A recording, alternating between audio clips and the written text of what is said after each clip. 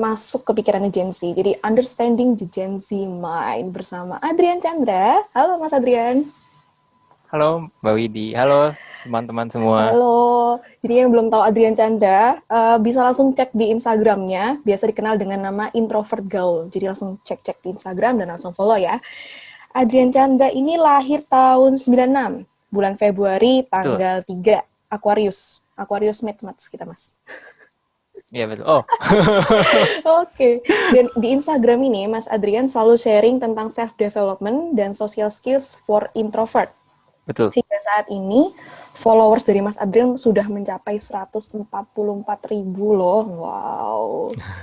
Hebat banget nih. Dan kali ini kita akan bahas tentang gimana sih cara mengerti Gen Z.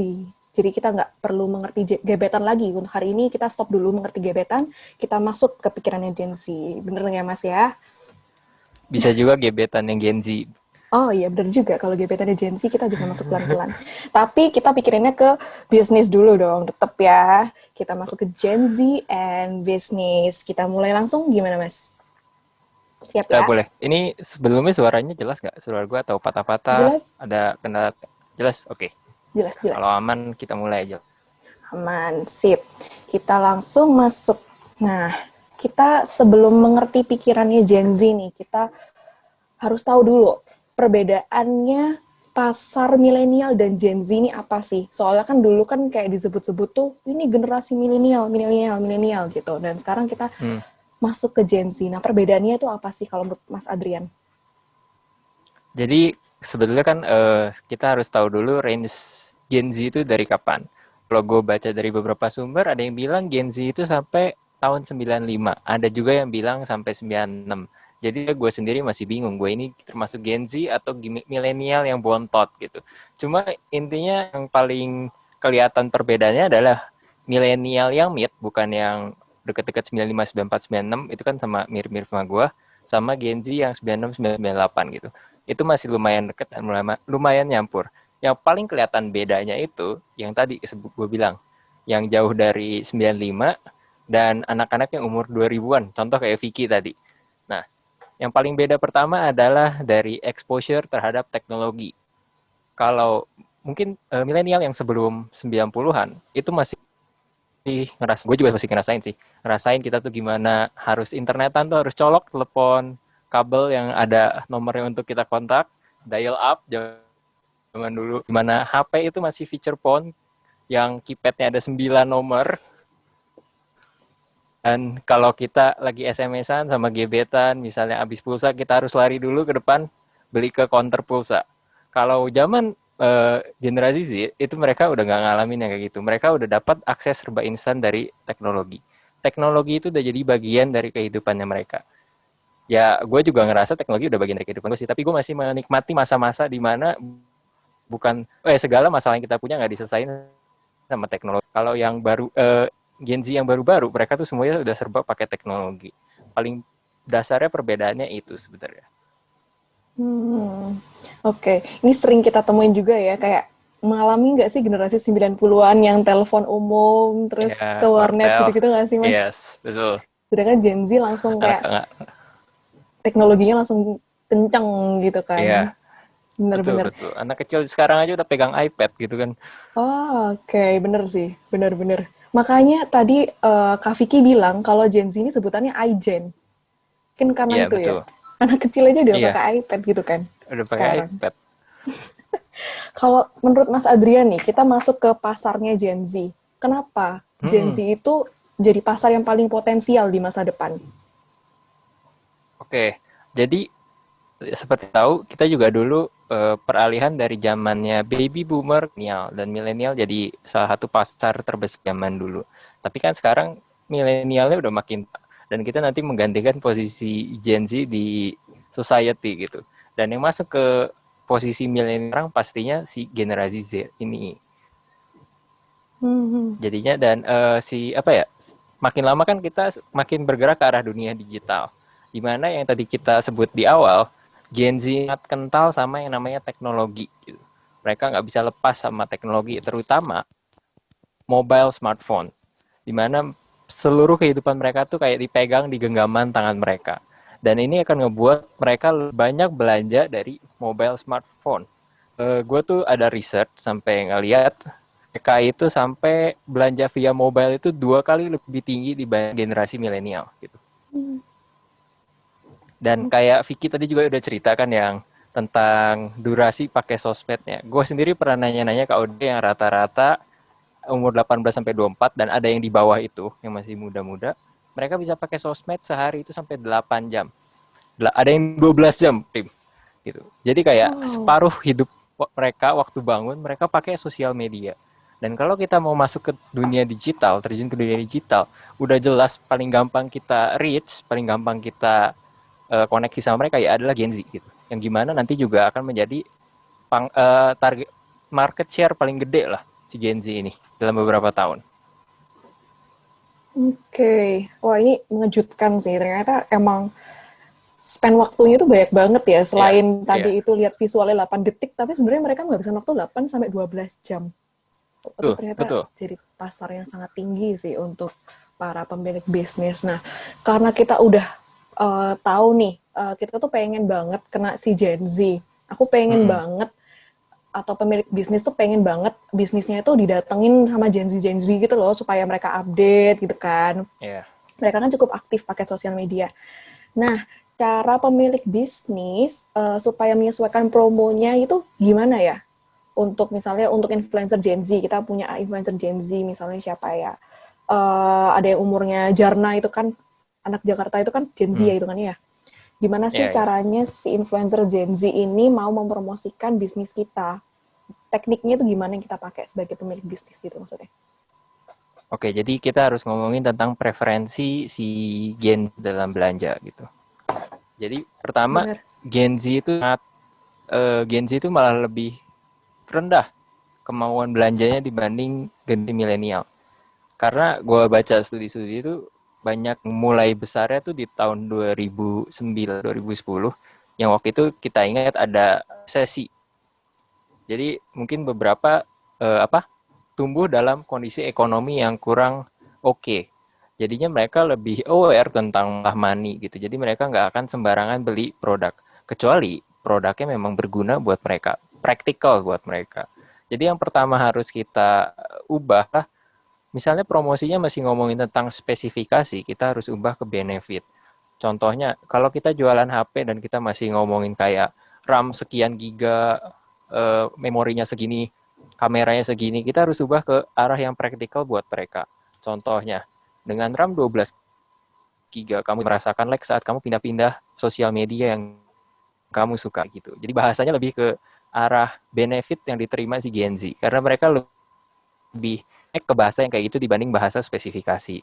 Contoh misalnya kamera depan yang bagus itu bisa bantu mereka, misalnya kayak kamera kamera sebesar 12 megapiksel ini dengan super AI bla bla bla ini akan membantu kamu dalam proses pembuatan konten video kamu, membantu kamu menyuarakan suara kamu di sosial media. Itu akan lebih kena ke mereka gitu.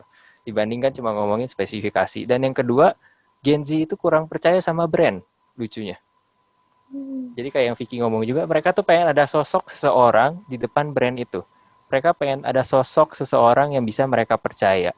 Jadi sesuai yang Mbak Widi omongin tadi, emang lebih baik pakai sebenarnya influencer yang generasi Z juga. Dan bahasanya balik lagi harus diubah ke bahasanya ini, dimana lebih ngomongin practical dan attention span yang pendek. Jadi kita benar-benar harus to the point, ini bisa apa gitu. Oke. Jadi ternyata pemilihan influencer Gen Z ini cukup penting ya untuk menarik pasar Gen Z. Penting karena itu yang mereka nggak tahu kenapa, entah kenapa nggak terlalu suka sama brand. Mereka lebih suka ada orang autentik di depan brand itu yang ngomong ke mereka. Oke, I see. Tapi mungkin nggak sih Mas, kalau misalnya si influencer ini ternyata nggak Gen Z, tapi ya cukup artis, cukup terkenal gitu lah. Misalnya Raffi Ahmad mungkin ya, Bisa aja, bisa. bisa kena ke pasar Gen Z. Yang penting bahasa yang digunakan dan formatnya yang tadi gue bilang. Jangan nggak bisa Oke. panjang, yang singkat tapi menarik perhatian mereka. Oke, jadi lebih ke ngomong kayak benefitnya aja Iya, daripada jelasin produknya gitu ya. iya betul. Jadi apa Oke, yang bisa berarti. Berarti didapetin dari mereka lebih, produk ini. hmm, Kenapa? Iya, sorry. gimana? Gak apa-apa, Dulu dulu lanjut aja, mas. Bawi. Oh iya udah. Ya, jadi kayak lebih ke arah yang apa yang mereka dapatkan dari produk ini akan membantu mereka di aspek kehidupan mana gitu. Dan Hmm, pastinya bisa juga ke arah yang problem. Jadi kayak mereka punya problem ini, produk ini akan bantu memecahkan masalah ini. Kayak gitu. Jangan terlalu panjang basa-basinya. Apalagi kalau kita lihat kan kadang brand itu suka menyombongkan achievementnya dia gitu. Kayak bukan nyombong ya, emang mereka bangga gitu. Tapi kan ya buat Gen Z itu kesannya sombong. Jadi kayak kita adalah world leading class gitu. Buat mereka informasinya tidak membantu sama sekali gitu. I see, I see. Jadi Oke. bahasanya yang diubah sebetulnya. Mungkin bahasanya dikemas lebih beda gitu ya. Misalnya menang apa, Iya, tapi kita menang ternyaman, tempat tinggal ternyaman gitu. Masih oke hmm, ya. betul. Jadi kayak misalnya kayak yang tadi iya, eh, kayak real estate kami atau properti kami atau rumah kami adalah rumah pilihan para generasi Z karena bla bla bla bla bla. Jadi lebih fokus ke merekanya gitu, bukan ke arah Oke. brandnya. I see, I see. Jadi mereka harus lebih diperhatikan juga ya perasaannya. Iya betul, betul. Oke, sebelum lanjut ke pertanyaan berikutnya, teman-teman bisa update story. Jangan lupa mention ke Jessica Enterprise dan Instagram Introvert Gaul. Oke, kita lanjut lagi ke pertanyaan selanjutnya. Nah, kita ketika udah menyesuaikan promosi kan, udah menyesuaikan Hmm. bahasa kita juga. Kalau menurut Mas Adrian, platform apa yang harus digunakan ketika menggunakan influencer Gen Z? Lebih kemana sih Ah, mereka itu? jadi kalau ngomongin market Gen Z mungkin kita lebih ke arah yang adult yang sekarang. Mungkin ya ukuran gua ke bawah dikit ya 18 sampai 20. Dan itu masih mirip sama generasi milenial yang ujung juga. Preferensinya ada yang bertabrakan gitu. Jadi kayak Instagram, YouTube pastinya kalau generasi milenial mungkin masih suka Facebook, tapi kalau generasi Z itu nggak suka. Kalau di luar tuh banyaknya Instagram, YouTube, Snapchat, dan terakhir TikTok. Karena TikTok lagi booming banget di Gen Z ini. Oke. Ternyata Snapchat masih aktif ya mereka? Kalau di luar negeri, kalau di Indonesia kurang. Kurang ya, oke. Jadi kalau FG ternyata mereka, kalau FB ternyata mereka nggak terlalu main ya, udah ya, Gen Z. Enggak. Soalnya FB udah old banget menurut mereka, udah tua banget. Oke, jadi bisa pakai fokus ke platform IG, YouTube, dan Hmm. TikTok. Oke, lanjut. Gini kita kan udah nentuin tadi bahasanya, udah nentuin platform apa. Nah, pemilik bisnis ini sebelum hire Hmm. itu harus mempersiapkan apa sih, briefing apa yang harus diucapkan oleh influencer. Kan takutnya misalnya dia jualan daging gitu ya, terus ternyata influencernya cuma ngomong ini empuk, padahal kita tuh pengen nyampein kalau emang daging ini tuh apa namanya, eh sehat loh, aman tanpa pengawet. Nah, mungkin itu salah satunya. Kalau menurut Mas Adrian, briefing Hmm. apa aja yang harus disiapkan oleh pemilik bisnis sebelum hire influencer? Oke, jadi gue tahu kalau pemilik bisnis tuh pasti pengen ngomong tentang spek dari barangnya seberapa bagus. Tapi yang gue bilang kalau Gen Z nggak peduli sama spek, mereka peduli fit. Jadi waktu kita mau hire influencer ya nggak apa-apa kita kasih materi, tapi menurut gue nggak ada salahnya ngasih kesempatan si influencer ini buat ngemas katanya supaya cocok sama follower atau audiensnya. Karena jujur aja yang paling ngerti tentang follower sama audiensnya adalah si influencer sendiri dibanding kita sebagai brand owner. Jadi kayak misalnya tadi daging empuk dan sehat, mungkin si influencernya berpikir itu nggak audiensnya nggak peduli tentang sehatnya itu. Bisa jadi. Jadi mungkin dia harus kemas dengan bahasa yang lain gitu. Jadi pertama yang perlu Oke. disiapin kira-kira benefitnya apa sebenarnya kalau menurut gua. Benefitnya buat si anak muda ini, si Gen Z ini mereka dapetin kalau misalnya menggunakan produk kita. Kalau misalnya nggak ngerti cara mengubah dari spek ke benefitnya, minta influencer aja ubah supaya kata-katanya sesuai sama audiensnya. Biasanya mereka akan mengerti. Sepengalaman gue ya. Oke. Wah, ini cukup menarik sih. Biasanya kan pemilik brand tuh pengen detail gitu ya spesifikasinya, tapi ternyata Ya, honest review tuh lebih penting jauh kalau buat lebih Gen Z. efektif untuk. Ya. Oh, oke, I see, I see. Oke, kalau misalnya tadi itu kan udah ada platform di IG, YouTube, dan TikTok. Nah, Mm-mm. TikTok ini kan lagi rame banget nggak sih? Kayak Iya, iya. kayak kita buka IG pun ada TikTok, iya nggak sih, Mas? Betul, betul banget. Kayak semua tuh TikTok. Nah, apakah para pemilik bisnis itu juga harus terjun di dalamnya? Dan mengapa? Kalau menurut Mas Hmm. Adrian. Mungkin jawabanku akan berbeda kalau misalnya dengar Vicky tadi kan Vicky bilang kayak ya kita terjun kalau mencapai Gen Z kita dia terjun ke TikTok juga. Kalau gue pribadi menjawab mungkin tidak perlu gitu. Karena kita ingat masih ada platform-platform lain sebenarnya ada YouTube, ada Instagram, nggak harus wajib ke TikTok. Tapi kalau mau menjangkau yang ada TikTok, ya boleh bikin itu atau enggak kita pakai TikTok Ads saja. Kan TikTok sekarang udah buka jasa ads. Kita bisa nge-adsin produk kita dan lain-lain lewat TikTok. Jadi sebenarnya kita harus terjun ke TikTok juga karena gue tahu gak semua orang suka TikTok, termasuk gue gitu. Gue pernah nyoba terjun ke TikTok juga, tapi kurang suka aja sama platformnya entah kenapa. Oke, oke. Jadi nggak harus ya, kayak misalkan kadang ada yang kepikiran tuh kayak harus nggak ya aku bikin video TikTok. Bahkan sekarang tuh media-media iklan tuh udah ada loh Mas yang media promosinya TikTok.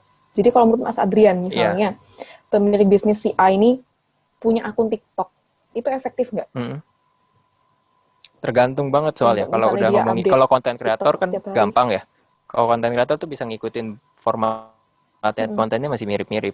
Cuma kalau untuk bisnis kan kayak misalnya di Instagram biasanya upload foto produk kayak katalog gitu. Ke TikTok upload gitu nggak akan works gitu. Dia nggak bisa generate traffic secara organiknya. Itu susah banget. Lebih gampang kalau dia nge-endorse influencer di TikTok buat promoin produknya atau pakai TikTok Ads gitu. Soalnya kan kita ngomongnya dari sisi brand owner sama business owner gitu. Kalau ngomongin dari konten kreator, gue akan bilang sih harus masuk TikTok karena konten kreator kan yang penting multi channelnya gitu. Oke, nggak apa-apa ya. Misalnya kita pakai ads TikTok, tapi sebenarnya akun kita di Instagram. Iya nggak apa-apa. Jadi kan fungsinya sosial media Nggak. sebenarnya adalah top of funnel lah ya, tepungnya traffic. Bisa aja kita nggak ada sosial medianya sama sekali dan masih bisa narik orang ke websitenya. Ya emang lebih baik kalau ada sosial medianya. Tapi kalau aktif nggak bikin konten-konten TikTok ya mah nggak usah.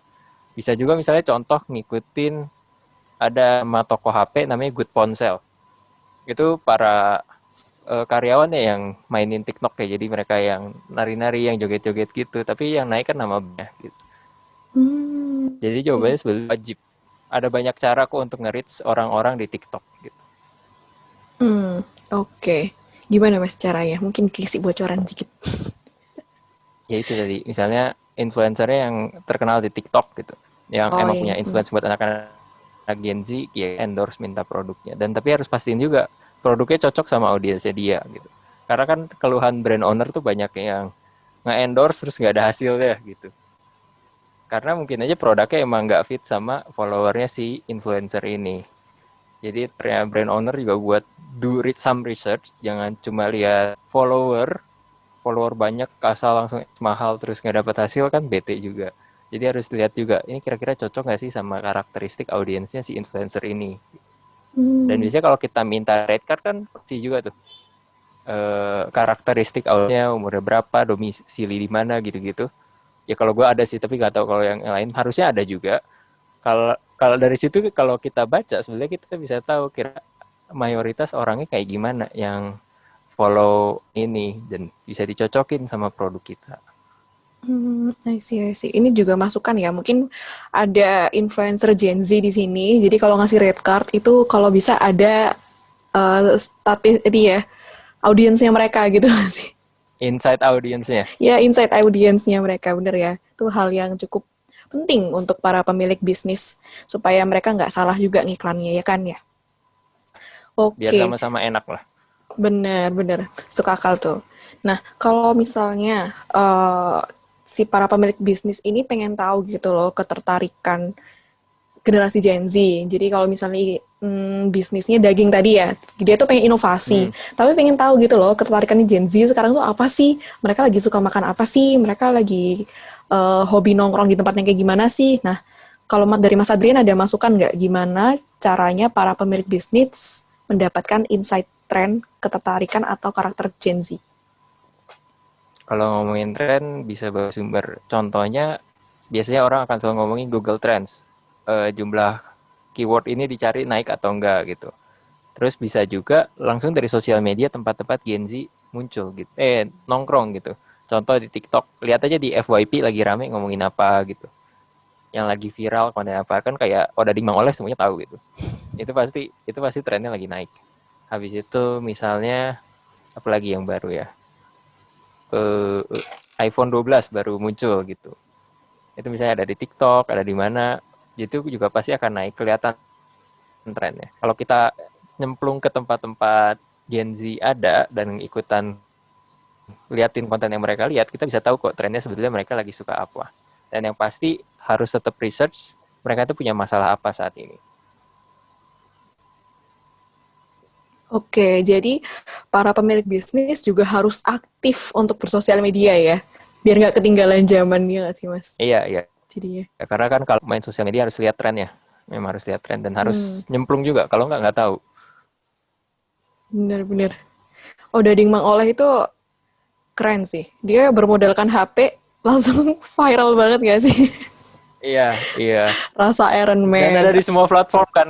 Ada Iya, di iya YouTube, bener. ada di Instagram, ada di TikTok gitu. Bener banget. Itu Wow. Untung masnya masih tetap jualan odading ya. Kalau nggak dia bisa jadi influencer nanti kan. dia udah jadi influencer, Mbak. Yang jual odadingnya Oh bukan dia. iya? Iya, dia udah dia mah bukan yang jualan itunya. Dia cuma promoin doang waktu Oh, itu. oh iya. Iya, Oh, itu baru lebih lucu tahu. lagi. Oke, kita bahas nanti, Mas. Oke. Oke, ketika kita udah masuk ke insight ketertarikan karakter Gen Z, kita harus Hmm? update. Nah, sekarang kita masuk ke kebutuhan Gen Z.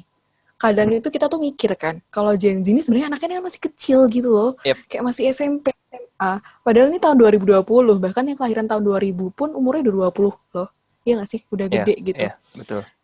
Kadang para pemilik bisnis tuh masih mikir kayak harga aku kemahalan nggak ya buat Gen Z, harga aku ini Hmm. eh worth it nggak ya buat Gen Z gitu-gitu loh. Nah, pertimbangan pertama Gen Z sekarang apa sih? Apakah masih di harga atau di mana? Sebetulnya bisa kalau bilang jujur pasti tetap ada urusannya sama harga. Karena mau beli apapun semuanya pasti ada harga. Murah sama mahal kan relatif gitu. Tapi pertimbangannya yang lain mungkin beda milenial. Kalau milenial tuh lebih ke arah experience positif kan. Jadi kalau kita membeli ini kita dapat experience apa, dapat value apa lebih. Kalau si kita tadi yang praktikal, benar-benar praktikal kayak ini gue butuh nggak ya, bisa ngebantu gue nggak ya gitu. Kalau cuma ngasih Hmm, value atau experience mereka mungkin tertarik, apalagi dengan harga yang nggak cocok sama mereka. Jadi penawarannya harus diubah ke arah benar-benar ngebantu masalah mereka. oke. Dan tentunya Jadi pricing karena yang benar-benar kita bilang iya karena apa? Yang kayak Mbak Widi bilang tadi kan anak 2000 kelahiran 2000 itu udah 20 tahun. Tapi kita harus lihat dong, berarti kan income-nya si Gen Z ini kira-kira berapa gitu per bulannya. Mungkin nggak gede-gede banget. Jadi kalau kita harga sampai yang premium yang 5 juta gitu, mereka mungkin susah banget buat beli gitu. oke, oke. Jadi selain para pemilik bisnis bisa masuk ke Gen Z, juga harus ada penyesuaian ya Mas ya untuk Iya, harga mungkin ya dan kebutuhan-kebutuhan Gen Z lainnya gitu supaya ternyata kalau dipikir-pikir dari perbincangan kita Gen Z ini sangat perhitungan ya Mas ya kayak hmm, untungnya buat aku apa ya kalau beli ini kayak gitu-gitu nggak sih? betul, betul. Mereka emang bisa dibilang lebih apa ya, lebih ego mungkin daripada yang lainnya. Dan mungkin juga karena dari itu efek sosial media karena mereka udah biasa banget sama sosial media, nggak bisa sehari-hari di sosial media, persepsi mereka terhadap kehidupan tuh beda jauh. Jadi kayak zaman dulu kita mungkin nonton TV kan, dan jam-jamnya Hmm, bolehnya tertentu doang mungkin. Gue nggak tahu yang lain. Kalau gue dulu jam-jam tertentu doang, nggak boleh yang sampai malam banget. Tapi benar-benar informasinya kita dapat itu dibatasin. Tapi karena mereka benar-benar udah berpegang sama smartphone ini, mereka bisa akses informasi apa aja. Pikiran mereka tuh lebih luas dan lebih terbuka. Gitu. Makanya buying decision beda.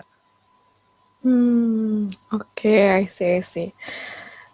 Kita masuk ke pertanyaan terakhir dan habis ini kita masuk ke sesi Q&A ya. Boleh. Pertanyaan terakhirnya, tips agar bisnis mendapatkan perhatian dari Gen Z. Nah, ini tips-tipsnya apa nih, Mas? Kunci-kuncinya. Kalau dari gue paling penting adalah pertama fokus dulu sama merekanya. Apakah produk yang kita tawarkan, jasa yang kita tawarkan benar-benar mereka ingin dan bisa ngebantu mereka. Karena itu salah satu syarat pertama untuk bisa nembus pasar Gen Z. Dan yang kedua adalah mulai menggunakan sosok seseorang di brand. Karena mereka nggak mau ngobrol sama brand, mereka mau ngobrolnya sama orang di depan. Salah satu alasan kenapa mereka perlu orang banget tuh karena Gen Z itu disebut sebagai generasi paling kesepian di antara generasi yang lain. Meskipun mereka sosial medianya kenceng banget, teman sosial medianya mungkin banyak, tapi mereka tuh deep down mereka ngerasa kesepian. Entah kenapa gitu. Jadi mereka akan kayak perlu sosok orang depan kamera yang kayak ngomong sama mereka, yang memberikan pesan, yang memberi bantuan kepada masalah mereka. Jadi kalau paling penting menurut gue dua itu dulu. Habis itu baru mungkin pricing dan offer yang lain-lain. Oke. Ini sebenarnya Gen Z ini nggak jauh-jauh dari anak puberti gitu nggak sih? Remaja-remaja awal Iya gitu, betul. Mereka lagi karakteristiknya. puber dan karena mereka ke expose sama sosial media, mereka tuh bisa dibilang lebih banyak daripada waktu kita masih remaja gitu. Mereka tuh udah kenal namanya body shaming dari umur kecil, udah dihina sama temennya, di cyberbullying sama temennya dari kecil Iya. gitu, dibanding kita. Jadi makanya mereka tuh lebih ngerasa kesepian dibandingkan generasi kita. Oke, itu menarik banget sih. Nah, kalau misalnya apa namanya, mereka kan butuh sosok tuh Mas, Hmm, untuk diajak ngomong. hmm. Kalau misalnya nggak pakai orang, tapi cuma pakai icon gitu gimana? Kayak icon gambar kartun gitu? Oh, waktu kemarin gue webinar juga pernah dapat pertanyaan ini. Kalau gue pribadi gue bilang nggak bisa karena mereka sosok tuh maksudnya apa ya? The emotion gitu. Sosok manusianya. Ya, kalau kartunnya beremosi ya mungkin aja jadi kayak ada si wajah, ada tone ngomongnya gitu. Tapi gue rasa lebih baik emang ada wajah orang depannya gitu. Sosok yang Oke, mereka bisa look up tuh sosok yang bisa mereka kayak ajak ngobrol, mereka idolakan itu lebih penting. oke, tetap harus ada ya. Oke, kalau Iya. gitu. Udah selesai untuk tanya jawab aku bersama Mas Adrian. Kita masuk ke sesi Q&A. Yang pertama dari Tania. Hai Kak Adrian, aku punya digital marketing studioku sendiri. Punya rencana rekrut banyak Gen Z untuk timku yang ujungnya harus Hmm, berurusan dengan fee. Menurut Kak hmm. Adrian, sebenarnya gimana seharusnya negosiasi harga dan fee dengan Gen Z? Apakah ada teknik atau pendekatan khusus? Apakah ada materi atau jumlah fee jadi pertimbangan penting bagi mereka? Nah, ini menurut Mas Adrian gimana? Oke, jadi untuk ngomongin pertimbangan karir Gen Z, fee banget penting. Karena ya, gue ceritain tentang sosial media, mereka tuh punya persepsi yang berbeda sama dunia kita dulu. Zaman dulu mungkin kita pikirannya kuliah, kerja, nabung, nabung punya duit, mungkin bangun usaha gitu kan. Kalau mereka tuh karena udah lihat sosial media, mereka tuh ngelihat sosok-sosok para trainer yang umur 20-an tapi sukses dan duitnya banyak. Dan mereka berpikir itu sangat masuk akal. Jadi pertimbangan buat masuk ke kerjaan adalah uang pastinya salah satunya. Oke. Sama ya pengalamannya juga. Hmm, hmm, hmm. Kalau apa ya, tips atau materi juga kurang tahu karena gue belum pernah ngerekrut orang Gen Z secara langsung. Cuma yang pasti biarkan mereka nego lah. Jadi kayak mereka tuh kan senang terlibat, kayak kata Vicky bilang. Mereka senang terlibat. Jadi waktu kita ngomongin gaji dan tunjangan dan lain-lain, negosiasi sama mereka. Ngobrol, ajak ngobrol kayak lu butuhnya segimana gitu. Gue sanggupnya bayar segini, lu terima atau enggak gitu-gitu. Lebih open aja. Oke, oke. Jadi semoga menjawab ya Kak Tania. Semoga. Ini jadi tetap fee tapi bisa dinego. Mungkin dari mereka bisa minta berapa nanti kita pertimbangkan gitu ya Mas modelnya. Ya. Oke. Oke, kita pertanyaan terakhir dari Muhammad Ikhwan Sofan. Mau tanya dong Kak, bagaimana cara membangkitkan semangat Gen Z yang lebih suka jalanin pikiran atau ide sendiri, dalam kurung introvert, ketimbang saran-saran dari mentornya, kadang pada saat dipus lebih memilih rilis daripada nurut. Hehehe gitu. Tanya. Jadi mungkin egoisnya gitu Oke. maksudnya Mas. Kayak mereka suka Tadi Mas jalan siapa yang nanya? sendiri.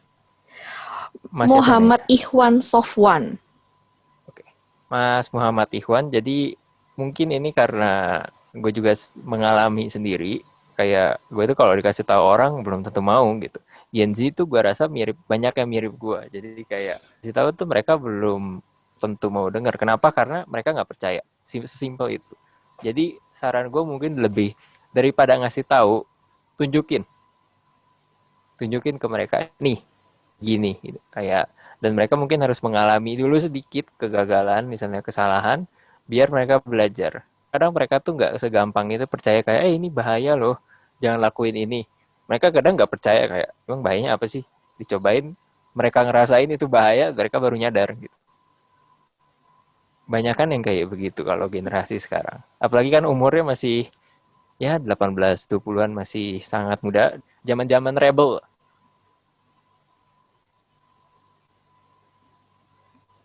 Oke, jadi uh, biarkan mereka berkreasi. Nanti kalau ada dampaknya, biar tahu sendiri gitu ya, Mas ya. Jadi, Ya lebih jadi kayak oke, sama ngajarin tuh jangan ngomong doang, jangan diomongin doang, maksudnya lebih ke arah kita tunjukin, praktekin.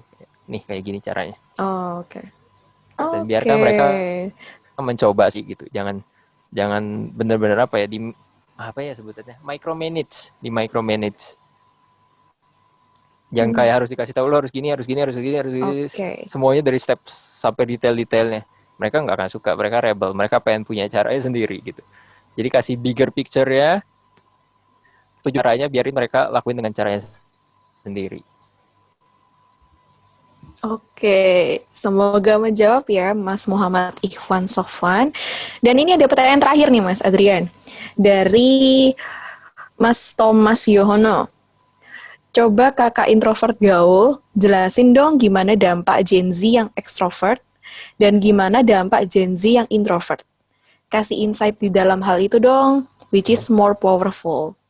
Oke, jadi masa introvert extrovert sebetulnya bilang itu kayak zodiak lah. Nggak terlalu ngaruh sebetulnya. Pada nyatanya masalah yang sering dibilang sama orang terjadi di introvert terjadi juga di extrovert dan sebaliknya gitu. Jadi kalau gue tidak akan mukul rata Gen Z berdasarkan introvert sama extrovert. Apalagi marketing, karena itu tidak menggambarkan apa-apa itu maksudnya gue. Jadi kalau mau dibilangi, oh, kalau Gen Z extrovert gini, Gen Z introvert gini, enggak. Karena kita kan emang ngomongin Gen Z, tapi kita masih ngomong yang apa ya, permukaannya doang, belum ke dalam. Kalau kita lihat ke dalam, Gen Z sendiri tuh beda-beda anaknya. Nggak bisa kita stereotype pakai sama ekstrovert. Meskipun nama gue introvert gaul, yang gue omongin tuh bukan masalah introvertnya, tapi masalah tentang percaya diri, public speaking, sama social skills-nya. Dan apa ya, anak ekstrovert yang nggak bisa ngobrol tuh ada loh. Yang pemalu tuh ada loh. Yang minderan tuh ada loh. Nggak semuanya karena introvert begitu, dan nggak semua ekstrovert begitu. Jadi mungkin gue kurang bisa jawabnya, karena itu terlalu overgeneralisir kalau gue sebutin kayak gitu. Tapi kalau secara mind, secara buying decision, orang tuh mirip-mirip juga kok. Hmm, oke, jadi nggak terbatas ya introvert maupun ekstrovert. Hmm, Sebenarnya mereka itu daya tariknya sama gitu nggak sih jadinya? iya, mereka pasti Oke, lebih senang belanjanya dari mobile, lebih peduli sama sesuatu yang berguna buat mereka. Tapi yang bergunanya ini yang beda-beda kan. oke, I see.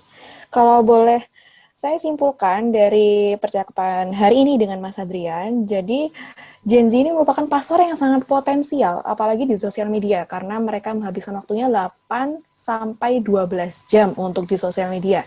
Makanya para pemilik bisnis sudah mulai memperhatikan para Gen Z untuk masuk ke target market mereka juga.